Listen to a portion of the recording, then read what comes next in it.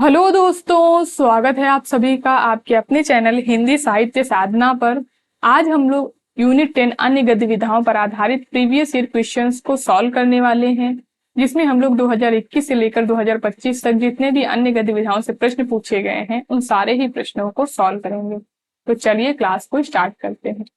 इसके पहले वाली क्लास में हम लोग इसके 50 प्रश्नों को सॉल्व कर चुके हैं। तो अगर आप लोगों ने उस क्लास को नहीं देखा है तो आप लोग इसी वीडियो के डिस्क्रिप्शन बॉक्स में जाकर उस क्लास को देख सकते हैं।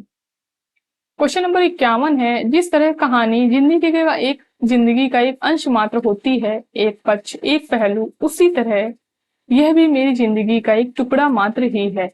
यह वाक्यांश किस रचना के बारे में स्वयं लेखिका ने लिखा है? Option A Thakuri Baba, option B Premchand घर में, ऑप्शन सी एक कहानी यह भी, या ऑप्शन डी आप खुदरी। तो इसका राइट आंसर हो जाएगा ऑप्शन सी, एक कहानी यह भी रचना के बारे में। ये कथन जो है स्वयं लेखिका का है। एक कहानी यह भी का प्रकाशन 2007 में हुआ था। इसकी रचनाकार है मन्नू भंडारी। मन्नू भंडारी ने इसकी भूमिका जो है वो एक स्पष्टीकरण के नाम से लिखी।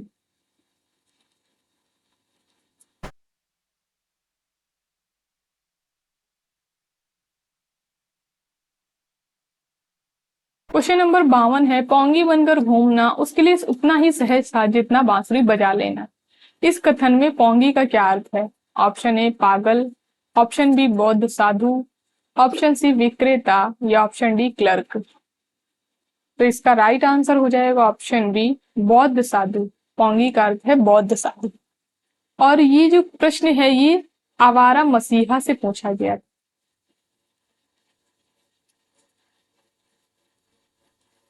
इसका प्रकाशन 1974 में हुआ था। इसके रचनाकार है विष्णु प्रभाकर और ये 3 भाग में विभाजित है। ये जीवनी दिशहरा, दिशा की खोज और दिशांत।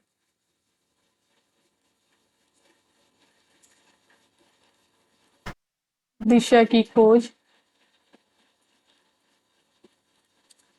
और दिशांत, ये शीर्षक जो है ये भाग इसके पेपर में क्रम से लगाने के लिए आ चुके हैं, तो आप लोग इनका क्रम भी याद रखेंगे।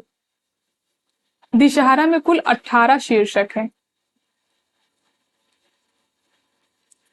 दिशा की खोज में 18 शीर्षक हैं और दिशांत में कुल 29 शीर्षक हैं। तो ये शीर्षक भी आप लोग याद रखेंगे इसके साथ।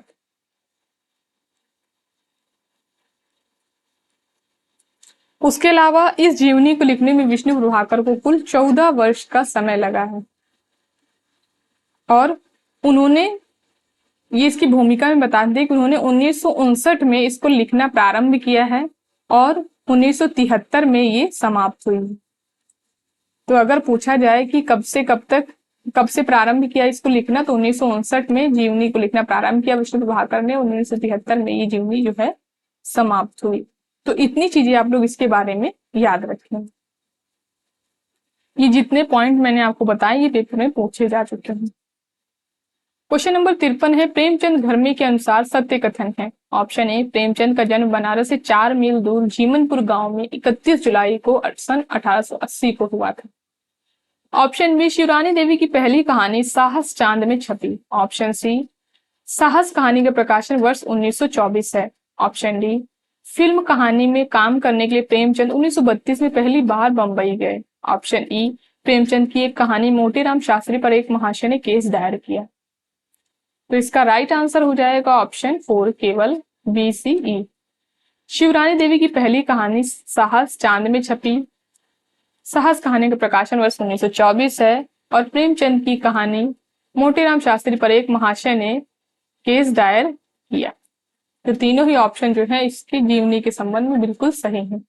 प्रेमचंद घर में का प्रकाशन जो है वो 1944 में हुआ था।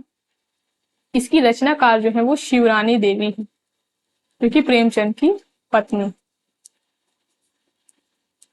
और इसको शिवरानी देवी ने प्रेमचंद्र को समर्पित किया। ये आप लोग याद रखेंगे इसके बारे में। क्वेश्चन नंबर 55 है, सूची 1 से सूची 2 का मिलान कीजिए। इधर बच्चन की आत्मकथा के खंड दिए गए हैं और इधर उसकी नंबरिंग जो है वो दी गई है। खंड है बसेरे से दूर, नीड़ का निर्माण, फिर 10 द्वार से सोपान तक, क्या भूलूं क्या याद करूं। तो इसका राइट आंसर हो जाएगा ऑप्शन सी, बसेरे से दूर खंड 3,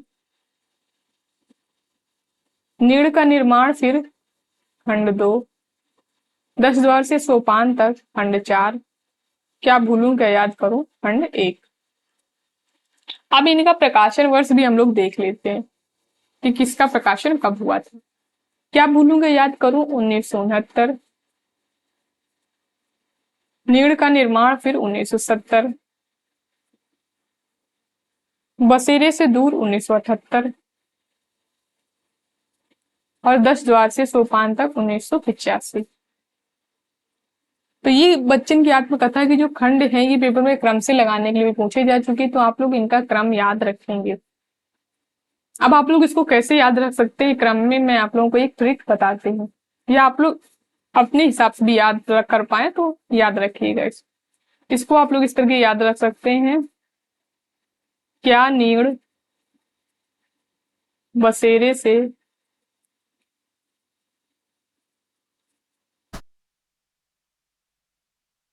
दस द्वार पर है। तो इस तरीके आप लोग इसको याद रखेंगे तो आपको इसका क्रम याद रहेगा। क्या से क्या भूलूं क्या याद करूं, नीड़ से नीड़ का निर्माण फिर बसेरे से दूर, 10 द्वार से 10 द्वार से सोपान तक। तो इस तरीके आप लोग याद रख सकते हैं, या आप लोग जिस भी तरीके से याद रखना चाहें इसका क्रम जरूर याद रखिएगा।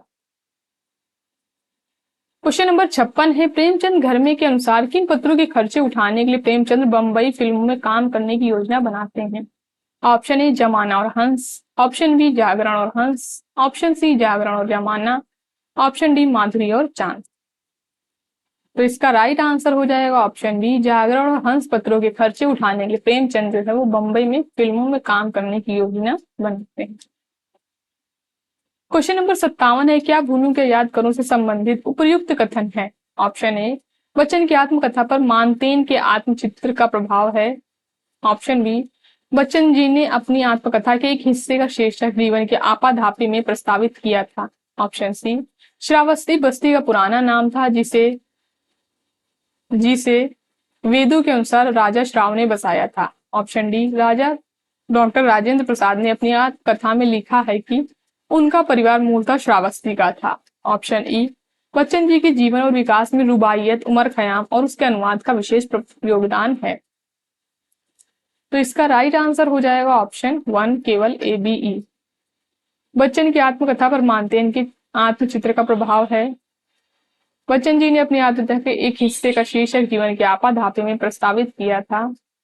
बच्चन जी के जीवन और विकास में रुबाइयत, उमर खयाम और उसके अनुवाद का विशेष योगदान है। तीनों ही कथन जो है वो क्या भूलूं क्या याद करूं आत्मकथा के संबंध में बिल्कुल सही है। क्वेश्चन नंबर 58 है, मूर्धइया में तुलसीराम जी के चाचा मुन्नेसर और नग्गर उत्तर प्रदेश में प्रचलित किस धर्म के धर्मगुरु थे। ऑप्शन ए दरिया पंथ, ऑप्शन बी दादू पंथ, ऑप्शन सी शिव नारायण पंथ, ऑप्शन डी नाथ पंथ। तो इसका राइट आंसर हो जाएगा ऑप्शन सी, शिव नारायण पंथ के जो थे वो धर्म गुरु थे मुन्नेसर और नग्गर। मूर्धइया का प्रकाशन जो है वो 2010 में हुआ था। और तुलसीराम की जो आत्मकथा है वो 2 भागों में विभाजित है, जिसमें इसका पहला भाग तो मूर्धइया है और दूसरा भाग है मणिकर्णिका।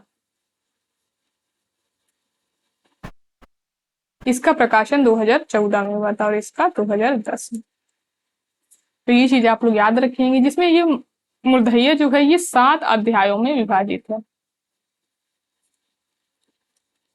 इसके अध्याय भी पेपर में क्रम से लगाने के लिए पूछे जा चुके हैं, तो ये अध्याय आप लोग याद रखेंगे। मुतही पारिवारिक पृष्ठभूमि, मूर्धइया तथा स्कूली जीवन, अकाल में अंधविश्वास, मूर्धइया के गिद्ध तथा लोक जीवन, भूतनिया नागिन, चले बुद्ध की राह, आजमगढ़ में फाका कश्ती। तो ये 7 अध्याय जो है इसमें आते हैं। क्वेश्चन नंबर 59 है, एक कहानी यह भी के अनुसार सत्य कथन है। ऑप्शन ए बेलची की घटना ने मन्नू जी को महाभोज उपन्यास लिखने के लिए प्रेरित किया, ऑप्शन बी आपका बंटी कड़ियों में ही लिखा गया और कड़ियों में ही धर्म युग एक पत्रिका है में छपता रहा, ऑप्शन सी 1 इंच मुस्कान मूलतः राजेंद्र यादव द्वारा लिखित उपन्यास है। ऑप्शन डी महाभोज का पहला नाट्य रूपांतर अमाल अलाना ने किया। ऑप्शन ई अक्षर प्रकाशन से राजेंद्र यादव के संपादन में हंस का पहला अंक अगस्त सन 86 में प्रकाशित हुआ। तो इसका राइट आंसर हो जाएगा option A B E. Belchi की घटना ने मन्नू जी को महाभोज उपन्यास लिखने के लिए प्रेरित किया। आपका बंटी कड़ियों में ही लिखा गया और कड़ियों में ही धर्मयुग में छपता रहा।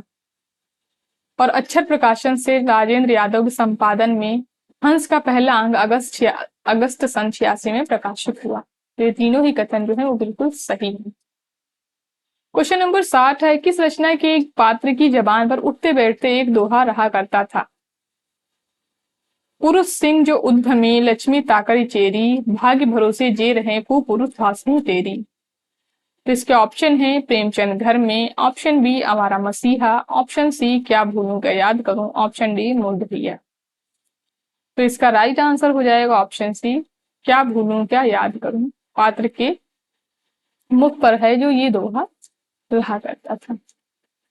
क्वेश्चन नंबर 61 है, अरे यायावर रहेगा याद में माजुली द्वीप किस राज्य में स्थित है? Option A Uttar Pradesh, option B Assam, option C Maharashtra या ऑप्शन डी हिमाचल। तो इसका राइट आंसर हो जाएगा ऑप्शन बी असम जो है, माजुली द्वीप जो है वो असम में। अब इस अरे यायावर रहेगा याद में जो है कुल 8 अध्याय हैं और ये अध्याय जो है ये पेपर में क्रम से लगाने के लिए पूछे गए हैं। इसके रचनाकार हैं सच्चिदानंद हीरानंद वात्स्यायन अज्ञे और इसका प्रकाशन हुआ था 1953 में और इसमें कुल 8 अध्याय हैं। अब इन अध्यायों को हम लोग देख लेते हैं। परशुराम से तुर्खम, एक टायर की राम कहानी, किरणों की खोज में, देवताओं के अंचल में, मौत की घाटी, एलूरा, माजुली, बहता पानी निर्मल, सागर सेवित मेघ मुकलित, कन्याकुमारी। तो ये 7 अध्याय हैं जिसमें परशुराम जो है इसमें ये असम का वर्णन है इसमें और देवताओं के अंचल में लाहौर, ये पूछा जा सकता है पेपर में। और किरण की खोज में कश्मीर और मौत की घाटी मनाली। तो इनको भी आप लोग याद रखेंगे। जैसे कि माजुली वाला पूछा गया तो वैसे ये भी पूछा जा सकता है। क्वेश्चन नंबर 62 है, भोलाराम का जीव कहानी के अनुसार भोलाराम को रिटायर होने के कितने वर्ष बाद तक पेंशन ना मिली थी? ऑप्शन ए 5 साल, ऑप्शन बी 4 साल, ऑप्शन सी 6 साल या ऑप्शन डी 3 साल। तो इसका राइट आंसर हो जाएगा ऑप्शन ए, भोलाराम को रिटायर होने के 5 साल बाद तक पेंशन जो है वो नहीं मिली थी। और भोलाराम का जीव में भोलाराम की जो उम्र थी वो आप लोग याद रखेंगे, ये पूछी नहीं गई अभी तक, हो सकता है पूछ ली जाए। तो 60 वर्ष थी इसकी उम्र। और ये रहता कहाँ था? ये रहता था जबलपुर शहर में, जबलपुर शहर के धमापुर मोहल्ले में।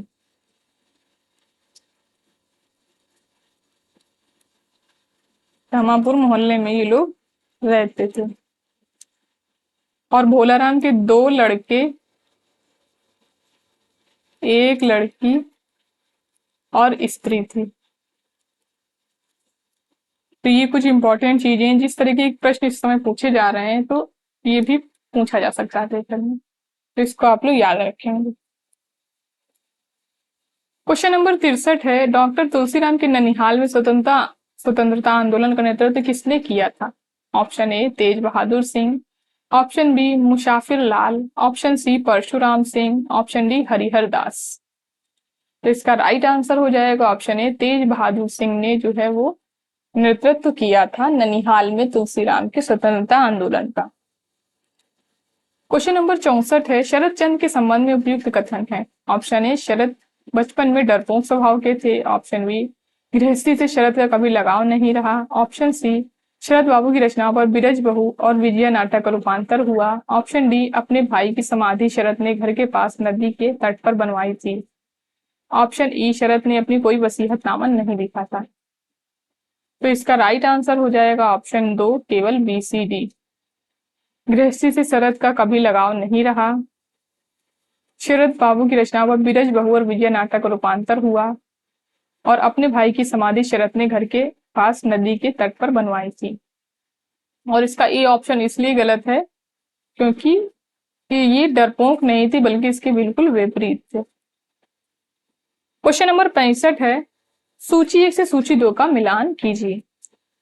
पुस्तक, इसमें पुस्तक से उद्धृत अंश दिए हुए, कुछ पंक्तियां दी हुई है, उधर पुस्तक दी हुई है। तो पंक्तियां हैं, उठ गए आज बापू हमारे, झुक गया आज झंडा हमारा, सोने की थाली में जेवना परोसो, राम जेवना ना जेवे हमार बलमा। तीसरा कथन है, तुलसी गंग दो भय सुर कविन के सरदार, तिनके काव्यन में मिली भाषा विविध प्रकार। चौथी पंक्ति है, जीवन मंथन से निकला विष वह जो तुमने पान किया, और अमृत को बाहर आया उसे जगत को दान किया।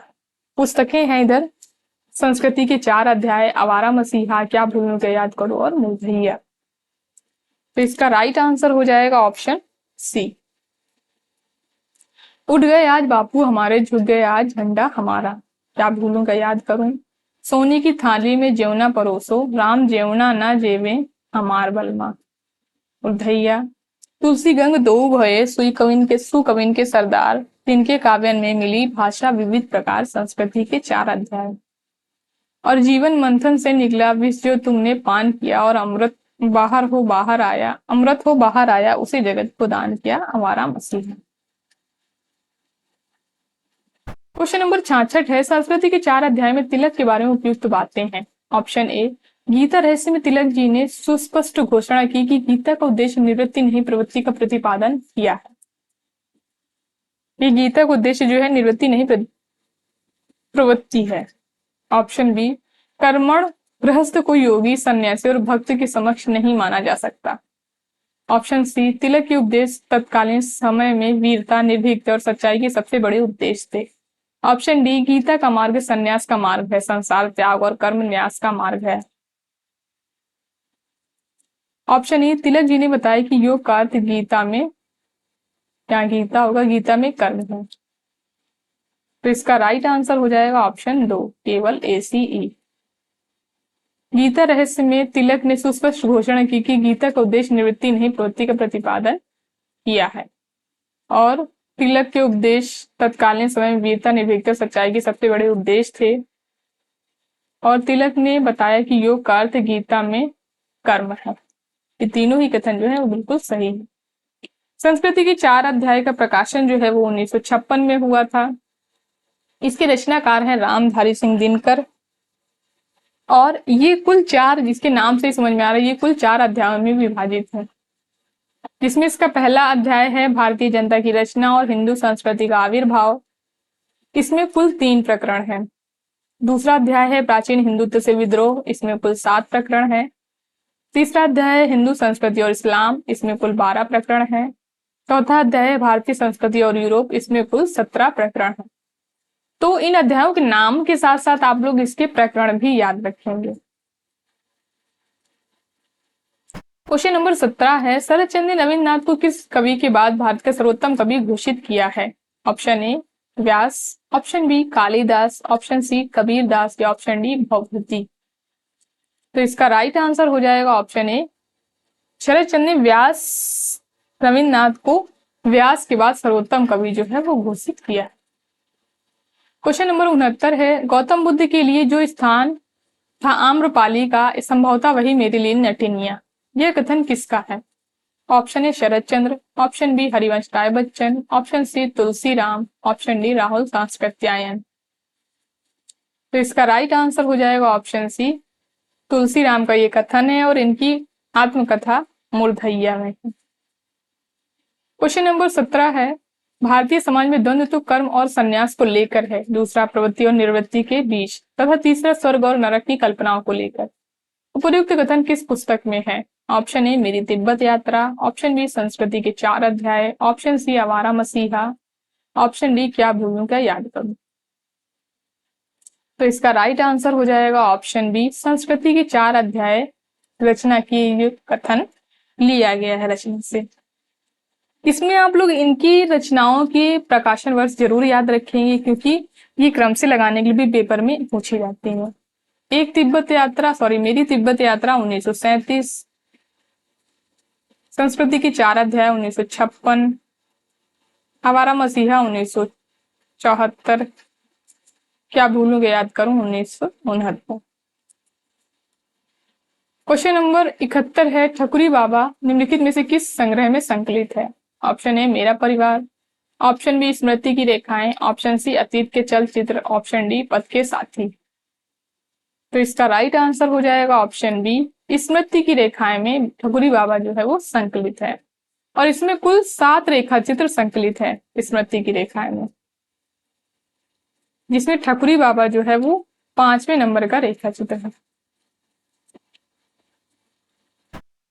क्वेश्चन नंबर 72 है क्या भूलूं को याद करूं के संदर्भ में निम्नलिखित तथ्यों पर विचार कीजिए। ऑप्शन ए हरिवंश राय बच्चन की बहन का नाम रानी था, ऑप्शन बी ठाकुर यादवेंद्र सिंह के कहानी संग्रह हार से हरिवंश राय बच्चन ने अपने प्रथम काव्य संग्रह के नाम के लिए प्रेरणा ली थी, ऑप्शन सी पंडित राम नरेश त्रिपाठी को दुलारे दोहावली पर प्रथम देव पुरस्कार मिला था, ऑप्शन डी बाबू केदारनाथ अग्रवाल ने बच्चन जी को 35 रुपए प्रति मास पर स्कूल में हिंदी अध्यापक के रूप में नियुक्त किया, ऑप्शन ई यूनिवर्सिटी में बच्चन जी के सहकक्षियों में अवध बिहारी लाल, प्रकाश चंद्र गुप्त और ब्रजलाल गुप्त थे। तो इसका राइट आंसर हो जाएगा ऑप्शन 3 केवल BDE। ठाकुर यादवेंद्र सिंह के कहानी संग्रह हार से हरिवंश राय बच्चन ने अपने प्रथम काव्य संग्रह के नाम के लिए प्रेरणा ली थी। डी बाबू केदारनाथ अग्रवाल ने बच्चन जी को 35 रुपए प्रति मास पर स्कूल में हिंदी अध्यापक के रूप में नियुक्त किया और ऑप्शन ई यूनिवर्सिटी में बच्चन जी ने सहकक्षियों में अवध बिहारी लाल, प्रकाश चंद्र गुप्त और ब्रजलाल गुप्त थे। तो तीनों ही ऑप्शन जो है वो बिल्कुल सही। क्वेश्चन नंबर 73 है स्मृति की रेखाएं के संदर्भ में निम्नलिखित कथनों पर विचार कीजिए। ऑप्शन ए इस पुस्तक के सभी पात्र महादेवी वर्मा जी के जीवन से संबंधित रहे हैं, ऑप्शन बी इस पुस्तक की शैली पत्रात्मक है, ऑप्शन सी इस पुस्तक के सभी पात्र समाज के निम्न वर्गों संबंधित हैं, ऑप्शन डी इसमें स्मृति नाम की स्त्री का चित्रण है जो चित्रकारी करती है, ऑप्शन ई इस पुस्तक में यथार्थ से ज्यादा मानवीयता पर बल दिया गया है। तो इसका राइट आंसर हो जाएगा ऑप्शन ए केवल ACE। इस पुस्तक के सभी पात्र महादेवी वर्मा के जीवन से संबंधित हैं और इस पुस्तक के सभी पात्र समाज के निम्न वर्गों से संबंधित हैं और इस पुस्तक में यथार्थ से ज्यादा मानवीयता पर बल दिया गया है। ये पत्रात्मक शैली में नहीं है और इसमें स्मृति नाम की कोई स्त्री का चित्रण नहीं किया गया है। क्वेश्चन नंबर 74 है भोलाराम का जीव कहानी के संदर्भ में निम्नलिखित कथनों पर विचार कीजिए। ऑप्शन ए इसमें जीव और परमात्मा के संबंधों पर विचार किया गया है, ऑप्शन बी इसमें पौराणिक कथा को आधार बनाकर व्यंग्य की निर्मित की गई है, ऑप्शन सी इसमें सरकारी कार्यालयों में पनप रहे भ्रष्टाचार का मार्मिक चित्रण है, ऑप्शन डी इसमें राष्ट्रीय चेतना को केंद्र में रखा गया है, ऑप्शन ए इसमें लाल फीता शाही की अमानवीयता का चित्रण है। तो इसका राइट आंसर हो जाएगा ऑप्शन 3 केवल BCE। इसमें पौराणिक कथा को आधार बनाकर व्यंग्य की निर्मित की गई है, इसमें सरकारी कार्यालयों में पनप रहे भ्रष्टाचार का मार्मिक चित्रण है और इसमें लाल फीताशाही की अमानवीयता का चित्रण। क्वेश्चन नंबर 75 है सूची 1 और सूची 2 से मिलान कीजिए। इधर रेखा चित्र के प्रमुख पात्र दिए हैं और इधर सहयोगी पात्र दिए हैं। पात्र है सरयू भैया, मंगल, रजिया, देव और सहयोगी पात्र हैं हसन, कुनकुन, गंगो भाई, भकोलिया। तो इसका राइट आंसर हो जाएगा ऑप्शन बी सरयू भैया, गंगो भाई, मंगर, भकोलिया, रजिया, हसन, देव, कुनकुन। माटी की मूर्तों से ये जो प्रश्न है ये पूछा गया था। क्वेश्चन नंबर 76 है अरे यायावर रहेगा याद में निम्नलिखित अध्यायों को पहले से बाद के क्रम में लगाइए। ऑप्शन ए देवताओं के अंचल में, ऑप्शन बी एलूरा, ऑप्शन सी किरणों की खोज में, ऑप्शन डी परशुराम से तुरखम, ऑप्शन ई मौत की घाटी में। तो इसका राइट आंसर हो जाएगा ऑप्शन 2। इसका क्रम ये रहेगा, पहले आएगा परशुराम से तुरखम, किरणों की खोज में, देवताओं के अंचल में, मौत की घाटी में, एलूरा, माजुली, बहता पानी निर्मल और सागर सेवित मेघ मिथिलित कन्याकुमारी। क्वेश्चन नंबर 7 है, हम दोनों एक ही नाव के यात्री थे, यह कथन किसने किसके बारे में कहा है? ऑप्शन ए शरद चंद्र ने नीरदा के बारे में, ऑप्शन बी तुलसी राम ने गोकुल भैया के बारे में, ऑप्शन सी शिवरामनी देवी ने प्रेमचंद के बारे में, ऑप्शन डी हरिवंश राय ने श्यामा के बारे में। तो इसका राइट आंसर हो जाएगा ऑप्शन सी, शिवरानी देवी ने प्रेमचंद के बारे में ये कहा है। और ये भूमिका से इसकी पूछा गया था, प्रेमचंद घर में की भूमिका से ये कथन जो है वो पूछा गया था। क्वेश्चन नंबर 78 है, चंपा पात्र का निम्नलिखित में से किसके जीवन काल में महत्वपूर्ण स्थान रहा है? Option A Sharad Chandra, option B Harivansh Rai Bachchan, option C Mannu Bhandari, option D Ramnika Gupta. तो इसका राइट आंसर हो जाएगा ऑप्शन बी, हरिवंश राय बच्चन के जीवन काल में चंपा पात्र का महत्वपूर्ण स्थान रहा है। उसी तरीके शीला अग्रवाल, मनु भंडारी की अगर बात करें तो शीला अग्रवाल का महत्वपूर्ण स्थान रहा है इनके जीवन में। क्वेश्चन नंबर 79 है, मैं अब परिधियां लांघ सकती थी, सीमाएं तोड़ सकती थी, दरअसल सीमा में रहना मुझे सदैव कचोटता है, इसलिए सीमा को तोड़ने मात्र का आभास ही मुझे अत्यंत सुखकारी लगता है। उपयुक्त कथन किस पुस्तक में है? ऑप्शन ए जामुन का पेड़, ऑप्शन बी आपहुदरी, ऑप्शन सी माटी की मूर्तें या ऑप्शन डी प्रेमचंद घर में। तो इसका राइट आंसर हो जाएगा ऑप्शन बी, आपहुदरी की भूमिका से जो है ये प्रश्न जो है पूछा गया था और ये रमणीका गुप्ता की आत्मकथा है। क्वेश्चन नंबर 80 है, आत्म अध्यापक शीला अग्रवाल ने किसके जीवन निर्माण में महत्वपूर्ण भूमिका निभाई है? Option A Ramnika Gupta, option B Krishnachandra, option C Mannu Bhandari या ऑप्शन डी हरिवंश राय बच्चन। तो इसका राइट आंसर हो जाएगा ऑप्शन सी मन्नू भंडारी। तो चंपा पात्र, हरिवंश राय बच्चन, शीला अग्रवाल, मन्नू भंडारी, ये याद रखेंगे आप लोग। क्वेश्चन नंबर 81 है, आवारा मसीहा के संदर्भ में विचार कीजिए। ऑप्शन ए द्विजेंद्र लाल राय शरद चंद्र के कटु आलोचक थे, ऑप्शन बी गांगुली परिवार के किशोर नव हुल्लोड़ के प्रति लोलुप दृष्टि से देखते थे, ऑप्शन सी बड़ी दीदी कहानी के प्रकाशन के समय शरद चंद्र रंगून में थे, ऑप्शन डी देवदास लिखते समय शरद चंद्र की आयु 17 वर्ष की थी, ऑप्शन ई शरद चंद्र ने दिया सलाई का कारखाना खोलने के लिए प्रमथ नाथ भट्टाचार्य को रुपए दिए थे। तो इसका राइट आंसर हो जाएगा ऑप्शन 3 केवल बी सी डी। गांगुली परिवार के किशोर नौ हुल्लोड़ के प्रति नौ लोलुप दृष्टि से देखते थे, बड़ी दीदी कहानी के प्रकाशन के समय शरद चंद्र रंगून में थे, देवदास लिखते समय शरद चंद्र की आयु जो थी वो 17 वर्ष की थी। क्वेश्चन नंबर 82 है, मूलधैया के संबंध में विचार कीजिए। ऑप्शन ए तुलसीदास के गांव का नाम बारह गावा है, ऑप्शन बी सरजू भैया गांव के जन जिंदा दिल लोगों में से एक हैं, ऑप्शन सी बाबा हरिहर दास ने तुलसीदास का नामकरण किया, ऑप्शन डी कलकत्ता जाकर बलमू ने अपने नाम के आगे रविदास जोड़ लिया था, ऑप्शन ई बाबा को पांव की चोट ने सक्रिय जीवन के लिए अक्षम कर दिया था। तो इसका राइट आंसर हो जाएगा ऑप्शन, ये क्वेश्चन को एनटीए द्वारा ड्रॉप कर दिया गया था क्योंकि इसमें जो है वो केवल एक ही ऑप्शन जो है वो सही है, सॉरी ये नहीं, ऑप्शन डी यही केवल सही है उसमें, बस बाकी सारे ही ऑप्शन गलत हैं। क्वेश्चन नंबर 83 है, हरिवंश राय बच्चन की आत्मकथा नहीं है। ऑप्शन ए नीड़ का निर्माण फिर, ऑप्शन बी आज के अतीत, ऑप्शन सी क्या भूलूं क्या याद करूं, ऑप्शन डी बसेरे से दूर। तो इसका राइट आंसर हो जाएगा ऑप्शन बी आज के अतीत। ये जो है ये हरिवंश राय बच्चन की आत्मकथा नहीं है, ये भीष्म सहानी की आत्मकथा है। और बाकी ये तीनों ही खंड जो हैं वो हरिवंश राय बच्चन की आत्मकथा के हैं। इसके अलावा 4 खंड में विभाजित है इनकी आत्मकथा, एक और है 10 द्वार से सोपान तक।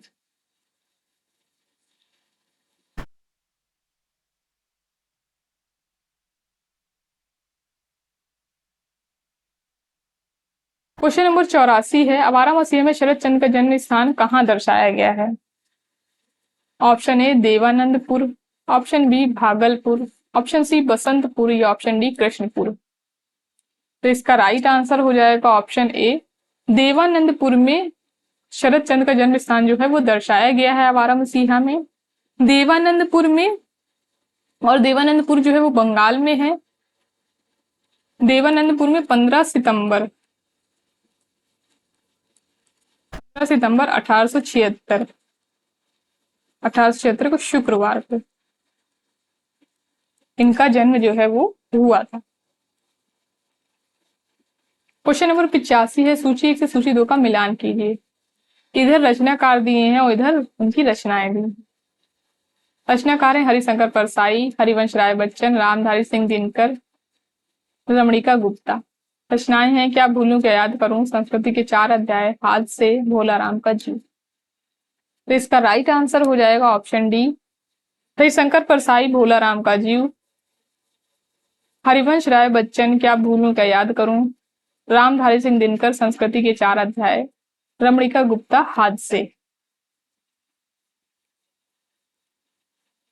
क्वेश्चन नंबर 86 है, एक कहानी यह भी कि परिप्रेक्ष्य में सही तथ्य हैं। ऑप्शन ए स्त्री पुरुष समानता की अभिव्यक्ति, ऑप्शन बी भोगे हुए यथार्थ का मार्मिक चित्रण, ऑप्शन सी पुरुष वर्चस्ववाद को चुनौती, या ऑप्शन डी स्त्री पक्षधरता का निषेध।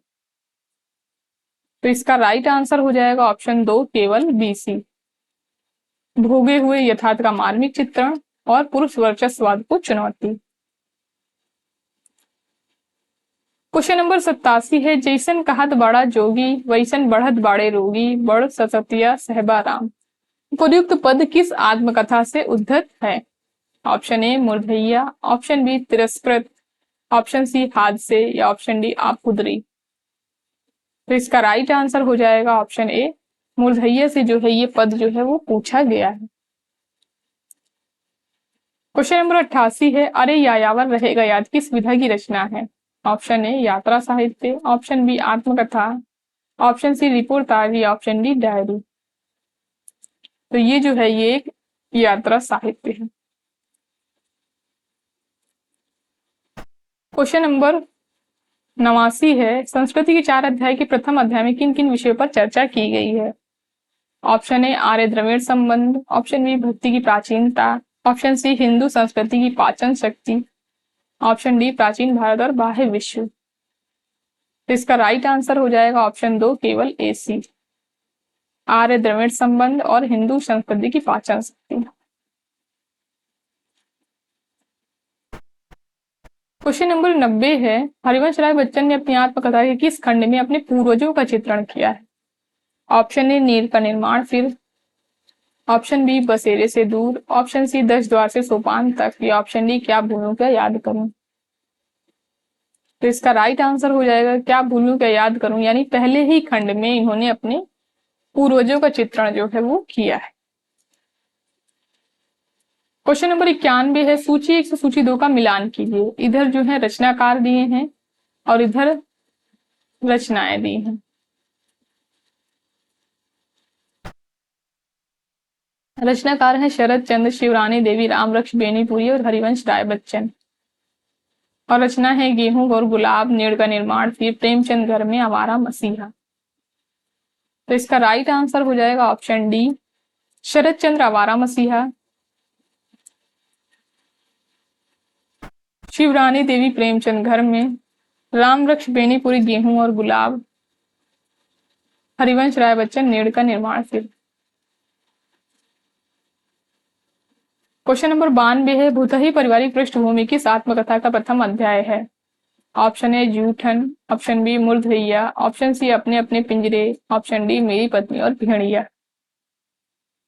तो इसका राइट आंसर हो जाएगा ऑप्शन बी, मुरधैया का प्रथम अध्याय है।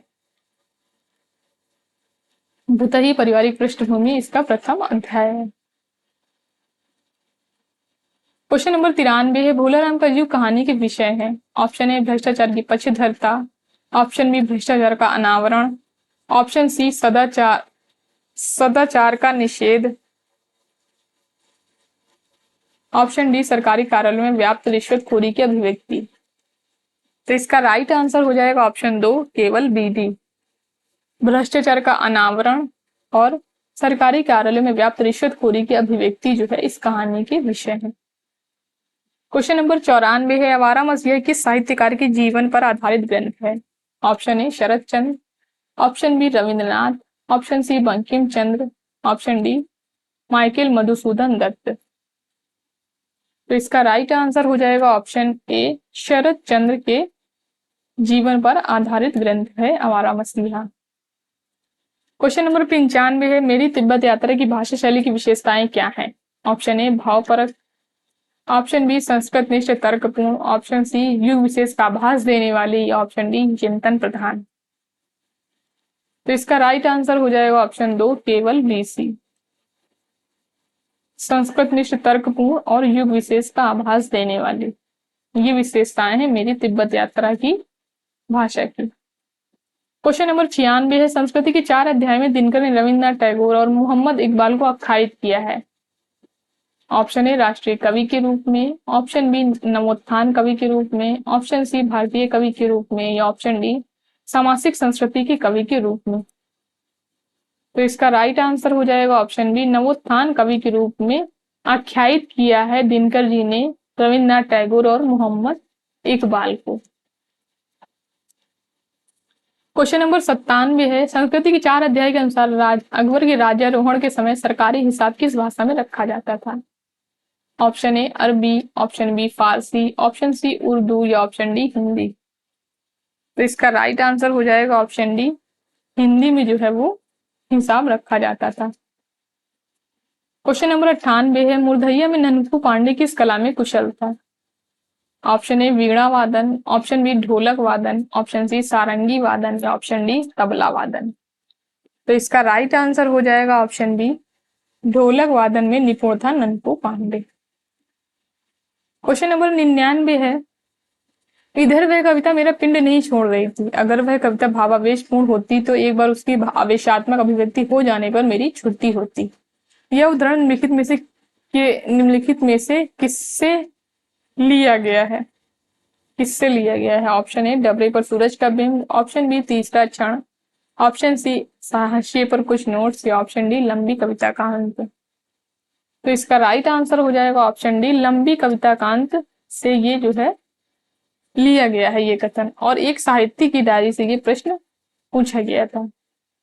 एक साहित्य की डायरी में कुल 13 जो है वो अध्याय है और ये अध्याय पेपर में पूछे गए हैं।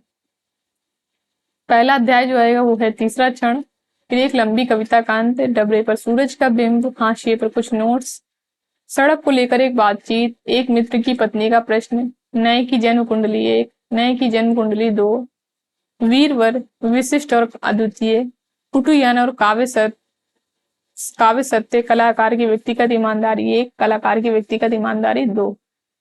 तो कुल 13 जो है अध्याय इस रचना में आते हैं।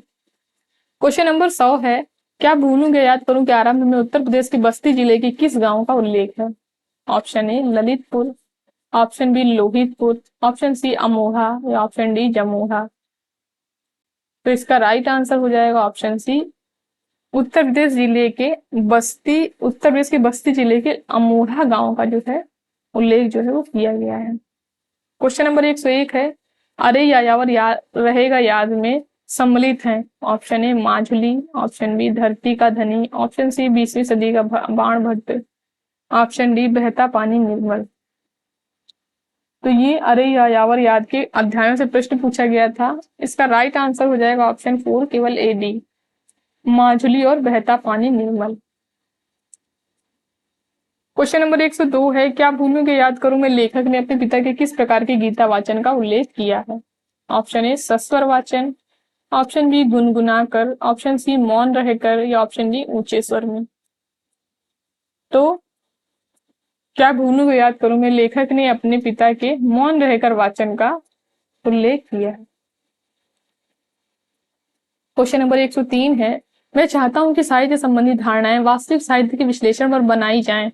ये पंक्तियां एक साहित्य की डायरी के किस प्रकरण से ली गई हैं? ऑप्शन ए एक लंबी कविता का अंत, ऑप्शन बी कलाकार की व्यक्तिगत ईमानदारी, ऑप्शन सी तीसरा क्षण, या ऑप्शन डी एक मित्र की पत्नी का प्रश्न। तो इसका राइट आंसर हो जाएगा ऑप्शन सी, तीसरा क्षण यानी प्रथम ही अध्याय से ये पंक्तियां जो है आई हुई हैं। क्वेश्चन नंबर 104 है, निम्नलिखित में से कौन सा पात्र मूर्धन्य की रचनाकार के परिवार से संबंधित नहीं है? Option A Munnar, option B Somar, option C Sudeshar या ऑप्शन डी मुनेश्वर। तो इसका राइट आंसर हो जाएगा ऑप्शन सी, सुदेशर जो है वो रचनाकार के परिवार से संबंधित नहीं है।